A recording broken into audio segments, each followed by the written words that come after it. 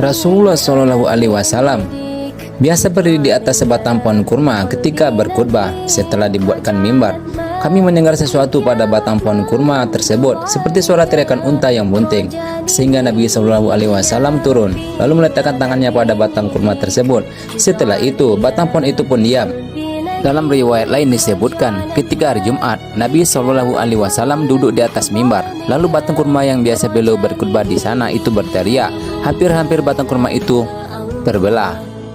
Dalam riwayat lain disebutkan, lalu batang kurma itu berteriak seperti teriakan anak kecil. Maka Nabi Shallallahu Alaihi Wasallam turun lalu memegangnya dan memeluknya. Setelah itu, mulailah batang pohon itu mengerang seperti erangan anak kecil yang sedang diredakan tangisannya sampai ia terdiam.